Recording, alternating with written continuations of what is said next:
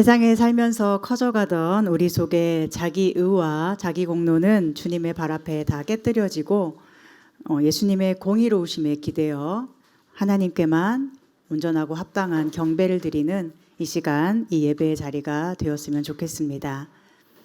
한 경찰서에 112 긴급 전화가 걸려왔어요. 전화를 건 여성이 어디야? 라고 다짜고짜 묻습니다. 그때 전화를 받은 경찰은 두 가지 선택을 할 수 있겠죠? 장난 전화 아니야? 하면서 끊어버리든지 아니면 긴급한 상황을 눈치채고 기지를 발휘하여 여성을 구출하든지. 다짜고짜 어디야? 하는 이 여성 신고자에게 경찰이 물어봤습니다. 신고자분 위험한 상황이에요? 그러자 응 이라고 대답을 합니다. 마치 친구나 아는 사람에게 전화한 것처럼요. 경찰이 다시 물었습니다. 어디예요? 지금 계신 데가? 그러자 나 아직 시내지. 시내 어딘데요? 119 안전센터 건너에서 아직 택시 잡고 있어. 경찰은 자세한 위치와 인상착의가 필요했을 거예요. 그래서 다시 물어요. 지금 도로에 서 계세요? 그러자 아니, 나 흰색 구두 아직 신고 있어서 발 아파. 술은 안 먹었는데. 이렇게 자기가 장난 전화가 아니라고 말해주고 흰색 구두 신었다는 인상착의를 제공합니다. 경찰이 다시 말해요. 지금 옆에 누구 있습니까? 여자가 응 대답하죠. 그러자 경찰은 출동하겠습니다 하고는 곧바로 출동해서 흰색 구두 신은 119 안전센터 건너에 서 있는 여성을 안전하게 구출했다는 이야기입니다. 대구인가 그곳에서 몇 년 전에 실제 일어났던 이야기라고 합니다. 한 여성이 새벽에 남성에게 강제추행을 당했는데 도움을 구할 곳이 112밖에 없었고 마침 전화를 받은 경찰이 순간적인 기지를 발휘해서 여성을 구했다는 이야기입니다. 이런 이야기를 들으면서 두 사람 모두 대단하다라는 생각이 듭니다. 무섭고 두려웠을 그 상황에서 자기에게 악을 행한 그 남성 옆에서 마치 친구에게 전화하듯이 침착하고 자세하게 상황을 말하는 것이 얼마나 어려웠을까요? 또한 응 하며 장난 전화하듯 말하는 사람에게 그 위험성을 감지하고 침착하게 대응하고 출동해준 그 경찰도 얼마나 대단한 사람입니까? 이 대화 내용을 보면서 저는 우리의 상황이 어쩌면 이와 같지 않을까 싶습니다. 강제 추행을 당해서 너무 무섭고 두려운 그 시간에 아니 나 지금 뭐하고 있지 이런 식으로 아무렇지도 않게 이야기를 하는데도 그걸 알아듣는 경찰의 마음을 우리는 가지고 있는가. 때로 겉으로 드러나는 모습만으로 우리는 상대를 오해하고 장난 전화겠지 하고 끊어버리는 것과 같은 일들을 하고 있진 않은가 하고 말입니다. 그리고 우리가 사실은 얼마나 이 여성과 같은 위험하고 어려운 상황 속에서 하루하루를 살아가는지를 생각하게 됩니다.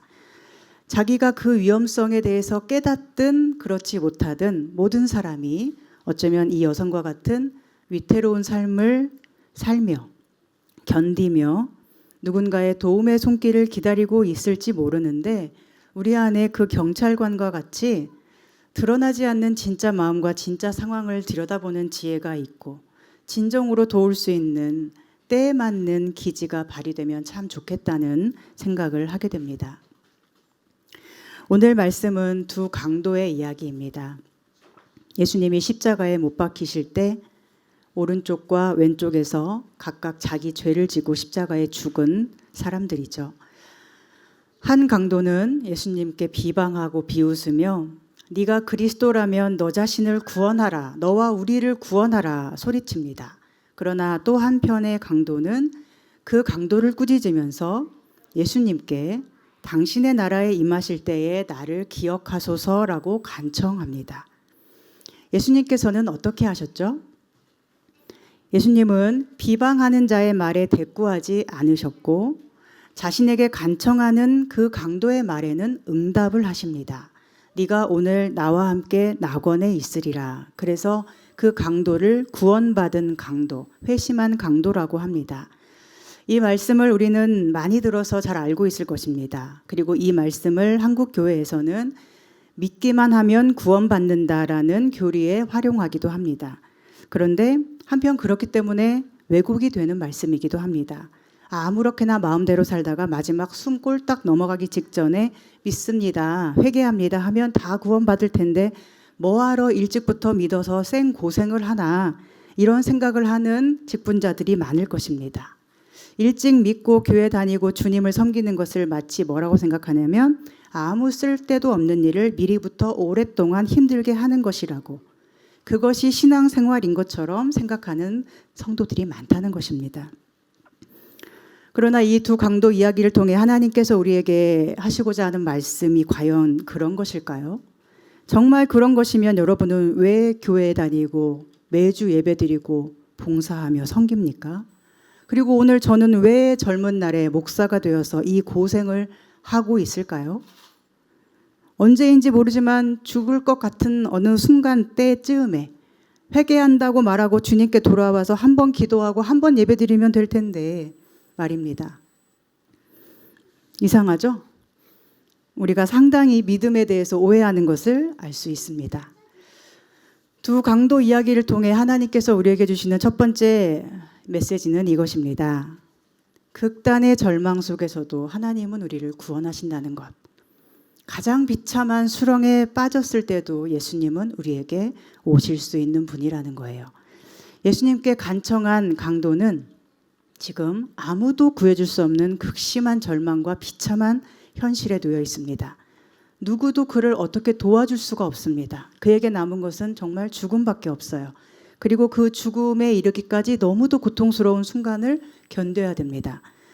우리가 다 끝났다, 더는 안 된다, 이보다 더 비참해질 수는 없다라고 여기는 어떤 현실을 맞닥뜨리고 그 상황을 힘겹게 지나가고 있을 때라도 포기하지 않아야 하는 이유는 예수님은 어떤 절망의 끝자락에도 오실 수 있는 분이시고 그곳에서도 우리와 함께 하시는 분이라고 성경이 말씀하고 있기 때문이에요.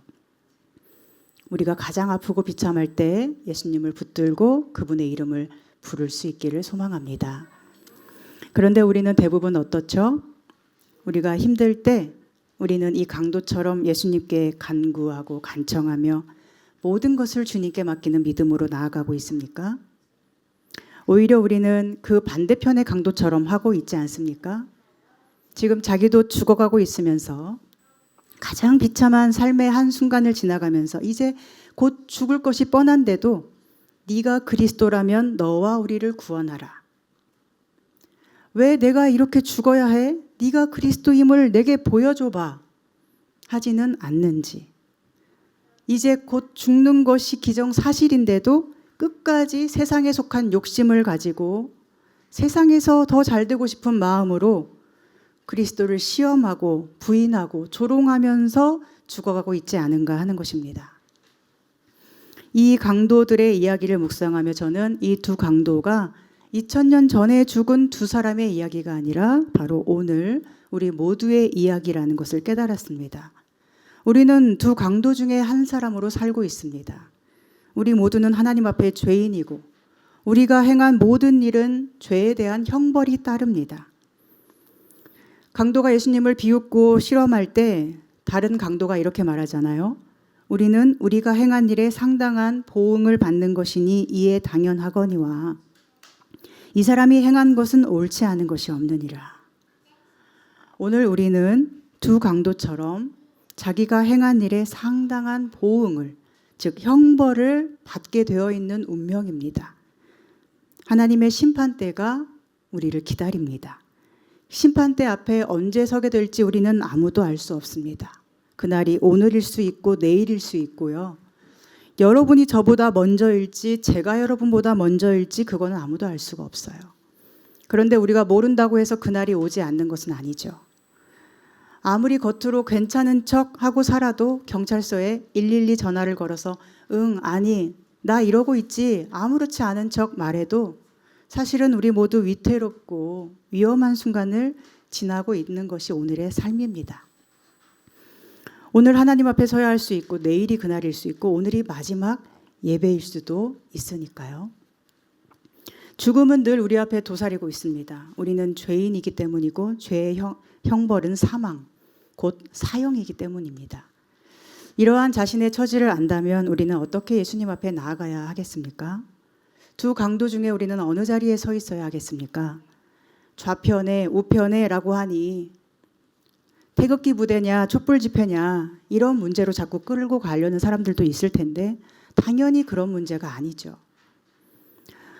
오늘 죽음이라는 터널을 지나고 있는 우리들이 취해야 할 태도는 회심한 강도의 모습과 같지 않아야 하겠습니까? 지금 나도 죽게 생겼고 또한 예수님도 나를 구해줄 능력이 하나도 없어 보이지만 그럼에도 그분이 하나님의 아들이고 나를 사망에서 건져낼 구세주 그리스도 참 메시아임을 믿음으로 깨닫고 고백하는 것이 우리에게 필요하죠. 삶이 여전히 힘겹고 서글프고 자책이 되고 후회가 되고 현재의 고통에서 어떻게 해도 빠져나갈 수 없음을 아는 그때라도 우리는 주님, 당신은 나를 구원하시는 분입니다. 저는 당신을 믿습니다. 주님께 내 영혼을 맡깁니다라고 믿음을 고백하며 이 극도로 비참한 상황에서도 나를 기억해 주실 하나님이 계심을 감사할 수 있는 사람이어야 하겠습니다. 그때 우리에게 예수님의 음성이 임할 거라고 믿습니다. 네가 오늘 나와 함께 낙원에 있으리라. 이것은 당장 죽여버리겠다는 것이 아니고 우리의 모든 삶이 주님께 있으니 주님이 함께 하신다면 그 어디나 하늘나라이며 참된 안식과 평화를 주님과 함께 누릴 수 있음을 주님 안에서 알게 되는 경험을 이야기하는 것입니다. 주님이 정말로 나를 받으신다면 오늘 죽어도 그곳은 천국이고 오늘 죽지 못해서 계속 고통스럽게 살아야 하더라도 지옥과 같은 그 땅도 주님과 함께이면 천국이 되는 것이죠. 주님이 오늘 나와 함께 하신다면 그 어느 곳이나 우리는 천국을 누리는 것입니다. 중요한 것은 주님께서 나를 받아주신다는 것이고 주님이 나를 안위해 주신다는 것이고 나를 주님이 기억해 주신다는 것이 중요합니다. 주님이 기억하지 않으신다면, 나를 받아주지 않으신다면, 이 극도로 비참한 삶의 현실에는 주님이 오실 수가 없다면 우리가 살아가는 오늘이 무슨 의미가 있겠습니까? 사랑하는 여러분, 힘겨운 상황이 우리에게 올 수 있습니다. 예수님을 영접하고 열심히 섬겨도 삶이 여전히 고통스러울 수 있습니다. 그러나 그 어떤 절망 속에도 임하실 수 있는 예수님의 사랑이, 그 어떤 비참한 현실에도 응답하실 수 있는 예수님의 권세가 우리 앞에 있음을 잊지 말기를 바랍니다. 사랑과 권세로 충만한 우리의 유일한 왕 예수 그리스도 앞에 삶의 모든 문제와 아픔을 온전히 맡기고 주님과 함께하는 평화로운 낙원을 사모하고 꿈꾸고 누리는 우리가 되기를 소망하고 축복합니다.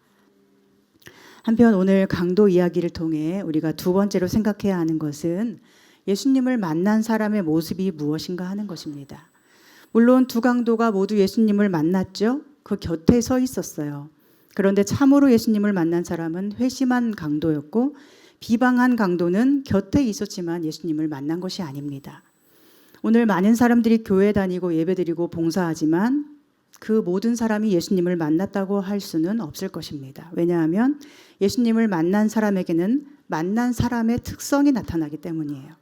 우리는 무엇을 보고 그가 예수님을 진짜 만났는가를 알 수 있겠습니까?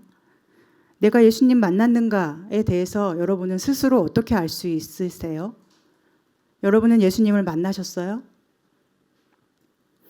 우리 교회가 예수님을 만나는 교회, 예수님을 만나러 오는 예배가 되기를 저는 늘 소망하고 기도합니다. 비방한 강도를 보면 그는 죽어가면서도 끝까지 뭘 얘기하고 있습니까? 그는 단지 예수님을 시험하고 조롱만 한 게 아닙니다. 그가 한 말은 자기의 의로움과 정당성, 옳고 그름에 대한 이야기입니다. 네가 그리스도가 아니냐? 너와 우리를 구원하라. 틀린 말입니까? 너무나 맞는 말이죠. 네가 그리스도라면 너와 우리를 구원하는 것이 옳은 일 아니냐? 이게 정당하고 이게 정의라는 거예요. 어쩌면 우리는 교회에서 이런 모습으로 주님을 섬긴다고 하고 있는지 모릅니다. 살아오면서 갖게 된 나만의 사회 정의, 사회적 통념, 무엇이 원리 원칙에 부합하는지, 어떨 때는 어떻게 하는 것이 정의로운 것이다 라는 나만의 어떤 가치관과 기준이 딱 형성되어 버려서 예수님 앞에서도 내 기준과 내 정의에 충족되는 어떤 상황을 자꾸만 만들어내고 싶어하는 욕구를 버리지 못하는 거예요. 죽어가면서도 말입니다. 강도는 죽어가면서도 옳고 그름을 따지고 있고 자기가 죽어간다는 사실조차 잊어버린 것처럼 자기 주장을 굽히지 않습니다. 그러나 회심한 강도는 어떻습니까? 그 사람 역시 살아오는 동안 형성되고 굳어진 자기만의 가치관과 기준이 분명히 있었을 거예요. 그래서 다른 복음서에 보면 두 강도가 모두 예수님을 욕하고 비웃었다고 기록하기도 합니다. 자기 기준, 사회정의, 사회적 통념, 원리, 원칙에 따르면 예수님은 십자가에 못 박혀 지금 죽어가는 예수님은 비웃고 정죄당할 것이 분명해요. 그리스도인데 왜 너를 구원하지 못해? 왜 우리를 구원하지 못해? 이것이 정의로운 말처럼 들리죠. 그런데 이 강도는 어떻습니까? 그가 지금 곧 죽을 때가 되어서 그런 것인지 아니면 예수님을 만나서인지는 모르겠으나 그는 주님께 자기를 맡기며 자기를 기억만 해달라고 간구합니다. 그런데 죽어가기 때문인 것은 아닌 것 같아요. 비방한 강도도 죽어가고 있는데도 안 그러니까 말입니다. 회심한 강도가 이렇게 고백할 수 있었던 것은 바로 예수님을 만났기 때문입니다. 진정으로 예수님을 만났기 때문입니다. 오늘 여러분은 예수님을 만나셨나요? 여러분은 우리 교회에 예수님을 만나려고 오십니까? 최근 우리 교회에 이슈가 된 이야기를 나누는 것이 좋을 것 같습니다. 지난 2년 동안 한 집사님께서 교회 점심 식사를 거의 도맡아 하셨습니다. 무려 강원도 홍천에서 이곳까지 매주 밥과 각종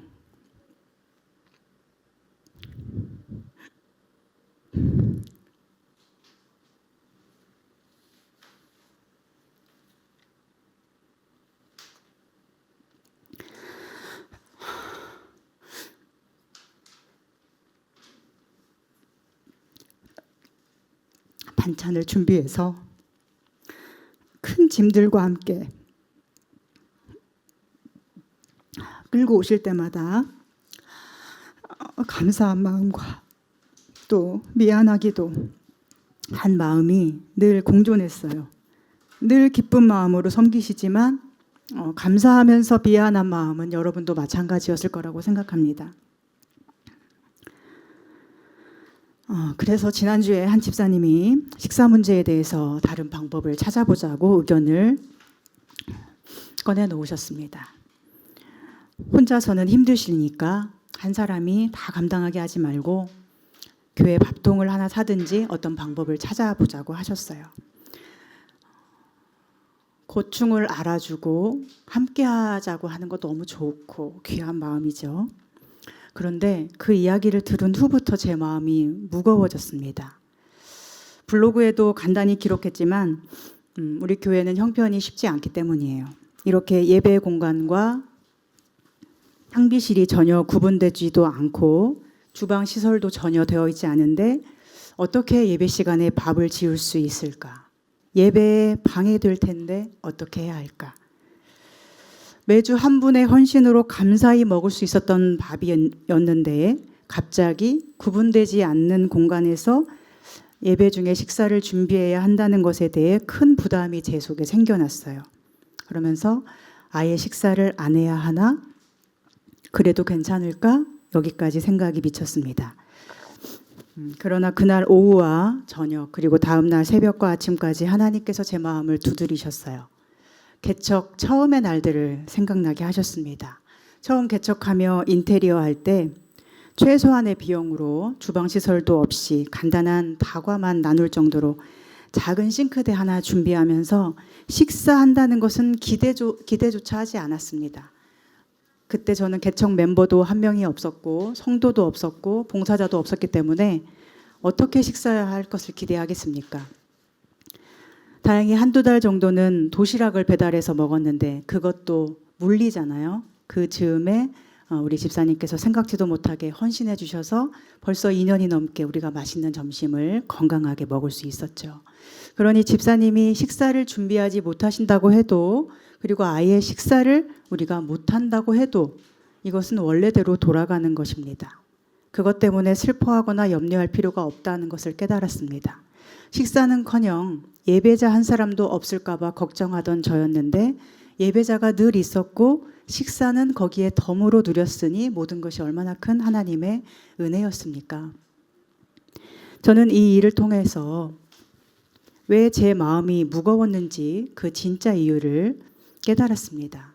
그것은 우리가 주님을 만난 사람의 모습으로 주님을 섬기는 그 사랑을 잃어버린 것이 아닌가 하는 염려 때문입니다. 사회 정의나 사회 통념으로 볼 때는 지금처럼 한 사람이 전체를 위해 혼자 밥을 하는 것이 정의롭지 못하고 부당해 보입니다. 그런데 교회는 원리 원칙이나 사회 통념에 따라 움직이는 곳이 아닙니다. 교회는 원리 원칙이 아니라 십자가가 일하는 곳입니다. 십자가의 주님이 모든 인류를 대신하여 왜 죽으셔야 합니까? 각자가 자기 행실에 따른 보응을 받으면 그만인데 왜 주님이 대신 십자가의 모든 죄를 감당하며 죽으셔야 합니까? 교회는 십자가로 일하는 곳이고 십자가 사랑을 받은 사람이 십자가의 주님 앞에서 섬기는 곳이기 때문입니다. 오병이어의 기적에서도 주님은 제자들에게 너희가 먹을 것을 주라 하셨어요. 모여있는 5,000명 십시일반으로 다 밥 모으라고 해서 함께 나눈 것이 아닙니다. 자기 먹을 것도 없는 제자들에게 너희가 먹을 것을 주라고 하셨고 그들은 오병이어를 가진 한 어린아이에게서 도시락을 얻어서 그 아이의 도시락을 내어놓은 헌신이 그곳의 모든 어른들을 먹이는 양식이 되었어요. 이것이 교회가 일하는 방식입니다. 그래서 교회는 거의 늘 하는 사람이 일하는 곳이 됩니다. 제가 부목사로 사역할 때도 일은 늘 열심히 하는 사람에게 더 많이 주어졌어요. 그래서 하는 사람은 일에 치여서 너무너무 힘들고 무거워지고 또 안 하는 사람은 계속 누리기만 하는 것이 교회 사역이 됩니다. 누군가가 십자가를 지고 내가 십자가를 지겠다는 각오와 태도로 임할 때 모든 사람이 그 덕을 누리게 됩니다. 그러니 십시일반으로 다 함께 공평하게 똑같이 하고 싶지만 그럴 수 없는 것이 교회의 현실이에요. 교회는 직장처럼 운영될 수가 없고 밥을 하고 싶어도 도저히 할 수 없는 형편이 있기 때문에 결국 십자가를 지는 사람을 통해 움직여 나가야 합니다. 그런데 그렇다고 그 반대로 생각하는 것도 잘못된 것이죠. 하던 사람이 하게 냅둬. 나는 힘들어서 못해. 이런 것도 주님 앞에 서는 모습은 아니죠. 어떤 교회에서 사모님이 매주 밥을 하시는데 혼자서 매주 너무 힘드니까 이제 성도님들이 제안을 했다고 해요. 우리가 한번 다 같이 밥을 해보자고. 그런데 그중에 가장 까칠하고 믿음이 없는 사람이 이렇게 말했다고 합니다. 그냥 사모님이 혼자 밥하게 놔두지 뭐하러 우리가 하자고 말을 꺼내냐고. 모든 짐을 계속 사모님에게만 지우려고 해서 가만히 있던 사모님도 상처를 받고 목사님도 마음이 상했다는 이야기를 들었습니다. 비방한 강도의 모습이 어쩌면 이와 같습니다. 냅둬 잘하고 있는 사람을 왜 그만두게 해서 우리 모두를 힘들게 하는 거야. 자기는 아무런 짐을 지지 않으려고 하는 것. 또 예수님을 만난 사람의 모습이 아니고요. 왜 한 사람이 혼자 감당해야 해? 불공평해. 사회 정의에 어긋나니 우리 모두 똑같이 짐을 져야 해. 이것도 옳고 그름을 주장하며 주님 앞에 서지 못하는 것입니다. 이 두 가지 모두 예수님을 조롱하는 강도의 모습과 별반 다르지 않은 것입니다. 어떤 문제 앞에서 항상 답을 찾고 밝혀내려고 하는 태도는 결국 누군가에 대한 정죄가 되고 짐을 지우게 되고 상처를 줄 수밖에 없습니다. 우리는 그런 것 때문에 죽는 것입니다. 그렇다면 이번 밥 사건에서 우리가 주님 앞에 선다는 것은 무엇일까요? 회개한 강도처럼 주님께 나를 기억해달라고 고백하는 것만이 구원의 길입니다. 우리가 앞에서도 나누었듯이 자기 죄의 보응을 받게 되어 있는 사람들이 우리입니다. 그래서 우리가 찾는 답이라는 답은 사실은 다 망하는 길이 될 뿐이에요. 그런데 그런 우리에게 기회가 왔습니다. 예수님이 어느 순간 내 옆에 서 계실 그때 주님이 기억해 주시기만 해도 우리는 구원을 받습니다. 그런데 우리는 매주 주님을 만날 수 있습니다. 그러니 우리에게 밥 문제보다 중요한 것은 주일에 예수님을 만나기 위해서 이곳에 온다면 충분한 것입니다. 그 외에 다른 모든 문제들은 주님께 맡길 수 있는 용기가 필요하고 주님을 만난 사람이 자발적으로 헌신하고 봉사하는 것은 그 자체가 그 사람의 고귀한 믿음의 고백이 됩니다. 주님은 그 믿음의 고백을 받으시고 기억하시는 분임을 믿습니다. 물론 하지 못하는 것도 존중받을 수 있어야 합니다. 강도는 한 것이 하나도 없어요. 할 수 있는 것이 하나도 없었어요.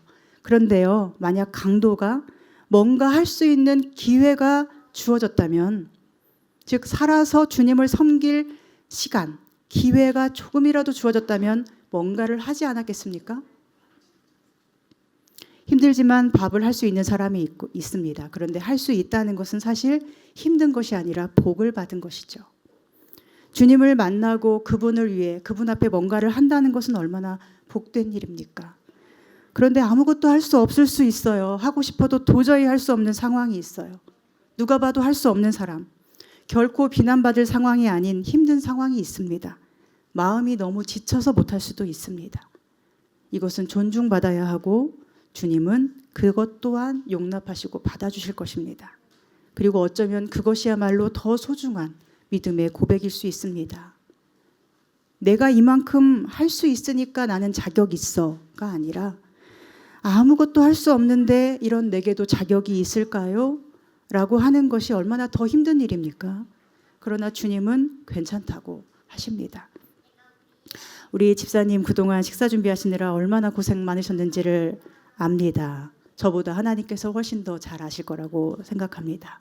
그러나 만약 그 수고를 더 이상 감당하지 못하신다고 하여도 그것은 결코 비난받을 일이 아니라 이제까지의 수고에 대한 감사와 존경과 사랑을 우리 모두가 드려야 할 일입니다. 집사님 덕분에 우리가 식사할 수 없는 상황에서 식사를 2년 동안이나 이어올 수 있었습니다. 모든 것이 주님을 위한 사랑의 헌신이었기 때문에 주님께서 귀히 받으셨으리라고 저는 믿습니다.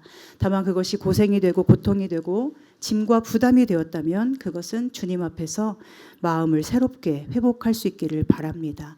할 수 있었던 것이 은혜였고 감사였음을, 그리고 언젠가 할 수 없는 때가 온다는 것을 기억하면서 앞에 계신 주님께 여전히 최선의 사랑을 드릴 수 있기를 소망합니다. 식사뿐입니까? 우리 교회는 반주자도 없어서 2달 동안 무반주로 주일 예배를 드린 교회예요. 주일 낮 예배에 반주가 없다는 것을 저는 한 번도 상상해 본 적이 없었는데 우리 교회의 현실이 그렇게 저에게 주어졌습니다. 그러다가 한 집사님이 제가 해볼게요 하고 한 번도 반주한 적이 없는 손으로 콩콩콩콩 하면서 시작된 반주가 벌써 2년이 되었어요. 그 후로 한 분이 더 자원하셔서 2분 집사님이 돌아가면서 얼마나 힘들게 연습하고 땀 흘리며 봉사했는지를 알고 있습니다. 그러니 반주 또한 언젠가 못하는 날이 올 수 있고 반주가 없으면 2년 전처럼 무반주로 예배를 드려야 할지도 모릅니다. 그러나 그것이 결코 비난받을 일이 아니고 그동안 반주로 섬길 수 있었음이 우리 모두에게 은혜였음을 고백해야 합니다. 다행히 다음 주 17일에는 무반주가 될 뻔했는데 때마침 반주로 섬기실 수 있는 분이 미국에서 한국에 오시게 되어서 빈틈이 없이 예배를 드릴 수 있어서 얼마나 감사한지 모르겠습니다. 모든 게 마찬가지예요. 찬양 인도도요. 또 강단 장식도, 매주 청소해 주시는 섬김도 마찬가지예요. 여러분이 주님 앞에서 섬기지 않으셨다면 제가 혼자 어떻게 그 모든 것을 감당하겠습니까? 모두가 하나님 앞에서, 내 앞에 서신 예수 그리스도 앞에서 사랑을 드리고 희생하였기 때문에 가능했던 일이라고 생각합니다. 그러니 매주 식사하는 문제도 우리가 주님 앞에서 기도하며 생각하기를 바랍니다.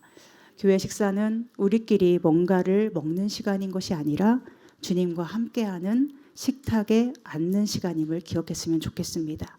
특별히 오늘이 나의 마지막 날이라면, 오늘이 주님과 이 땅에서 함께하는 마지막 순간이라면 마지막으로 주님과 함께하는 그 순간, 그 식사를 준비하는 손길은 얼마나 고귀합니까? 우리 예배와 찬양과 기도도 예수님을 섬기는 것이지 이곳에 있는 그 어느 누구를 위한 것도 아닙니다. 그러니 아무도 기억하지 못한다 하여도 실망하지 마시고 예수님만 기억하시면 충분하다고 고백하는 믿음이 우리 안에 새로워지기를 소망해요. 예수님은 34절에 이렇게 기도하세요. 아버지 저들을 사하여 주옵소서. 자기들이 하는 것을 알지 못함이니이다. 이 용서의 기도는 예수님을 비방해도 용서받는다는 의미가 아닙니다. 이 기도 속에서 우리는 우리가 얼마나 모르고 행동하는지를 깨달아야 합니다. 비방하는 유대 종교 지도자, 로마 군인들, 구경하는 백성들, 그리고 죽어가며 비웃는 강도까지. 그들이 모르기 때문에 예수님께 그러고 있음을 예수님은 고백하십니다. 우리도 모르면 그럴 수 있습니다. 내가 잘한다고 생각하는데, 내가 정의롭다고 생각하는데, 나는 다 알고 있다고 생각하는데 전혀 모르고 있을 수 있습니다.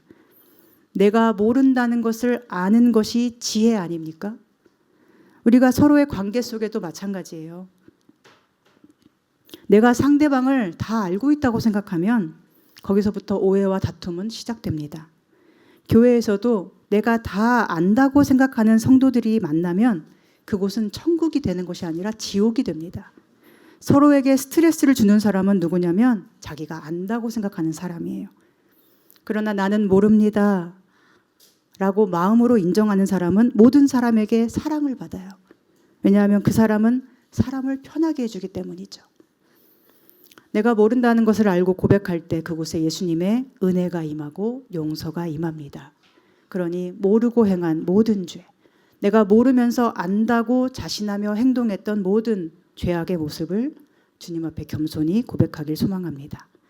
내가 언제 죽을지도 모르면서 매 순간 주님 앞에 살아가지 못하고 사회 정의를 외치거나 반대로 다른 사람은 십자가 지게 하면서 나는 십자가 안 지려고 하는 모든 모습을 벗어나서 예수님, 당신만이 나를 구원할 왕이십니다. 이 비참하고 고통스러운 죽음 앞에 서 있는 나를 건져주옵소서. 주 예수여 나를 기억하소서.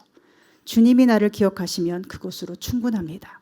이 고백으로 언제나 주님 앞에서 살아가는 우리가 되었으면 좋겠습니다. 우리가 두 강도와 같은 처지와 형편임을 항상 기억한다면 어떤 순간에도 실망하거나 원망하지 않게 될 것입니다. 오늘이 주님과 함께하는 마지막 순간인 것처럼 매 순간 내 뜻과 내 생각 내려놓고 주님의 십자가 앞에서 내가 드릴 수 있는 사랑과 헌신을 온전히 기쁘게 드리는 참 복을 누릴 수 있기를 소망하고 축복합니다. 기도하겠습니다. 하나님, 오늘 우리가 예수님 앞에 서 있습니다. 자기 우와 자기 공로를 자격으로 삼으며 사회 정의와 통념에 따라 주장하던 저희의 모습을 주님 앞에 내려놓기 원합니다.